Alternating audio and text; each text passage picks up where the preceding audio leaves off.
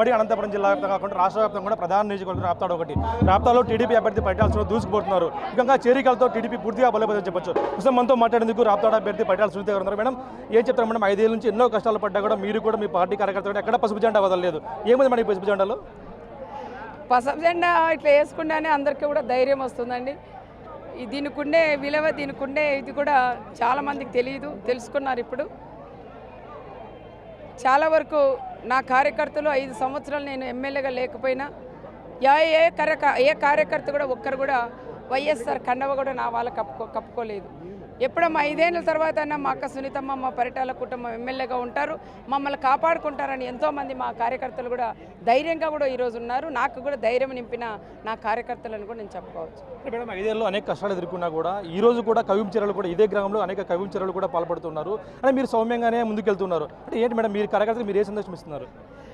వాళ్ళు ఏది చేయాలనుకునే కూడా అంత సీన్ కూడా వాళ్ళకి లేదు, అయిపోయింది వాళ్ళది.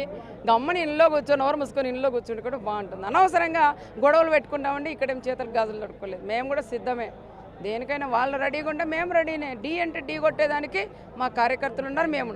కానీ ప్రశాంతంగా ఉండమని నా వాళ్ళందరికీ కూడా నేను నచ్చ చెప్తున్నా. మన గొడవలు కక్షలు వద్దు, ప్రశాంతంగా మనం ఎలక్షన్ జరుపుకుందాం. 2010 ఈరోజు 13వ తారీఖు వస్తే ఈ నెల మనం అందరూ కూడా మీరందరూ కూడా కలిసి మాట్లాడుకొని ఎక్కడైతే బయట ఉన్నారో అందరూ కూడా పిలిపించి సైకిల్ గుర్తు కోటేపించుండే దాంట్లో దాని మీద ఉన్నాను. ఎవడు ఎన్ని మాట్లాడినా అవన్నీ ఈ చెవులో కూడా పంపించమని కూడా నేను కూడా నా కార్యకర్తలందరికీ కూడా ధైర్యం చెప్తాను. జిల్లాలో ఈరోజు ఎక్కడా కూడా చేరికలు లేదంతగా టీడీపీలో రాప్తాడులో చేరికలు కొనసాగుతూ ఉన్నాయి. అంటే పరిటాల కుటుంబం అంటే ఆ ధైర్యం ఇవ్వడం వల్ల జరుగుతున్నాయి మేడం. పరిటాల కుటుంబం అంటే ఒక ధైర్యం, పరిటాల కుటుంబం అంటే ఒక నమ్మకం, పరిటాల శ్రీరామ్ అంటే కూడా ఒక నమ్మకం ప్రజలకు కూడా ఉందండి. ఆ కుటుంబం నమ్ముకుంటే మమ్మల్ని ఏది ఇబ్బందులు లేకోకుండా వాళ్ళు మమ్మల్ని కాపాడుకుంటారని ఒక ధైర్యం మా ప్రజలందరికీ ఉండాలి.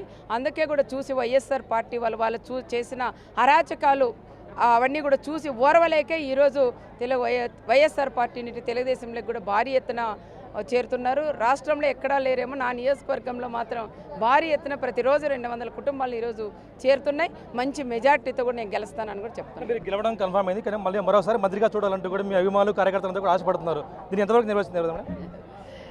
మంత్రి అనేది కూడా చూశాను. మంత్రి ఎమ్మెల్యే అనేది కాదు, ఫస్ట్ నేను గెలవాలి. గెలిచిన తర్వాత నా వాళ్ళందరినీ కూడా నేను కాపాడుకోవాలని కూడా నేను చెప్తున్నాను.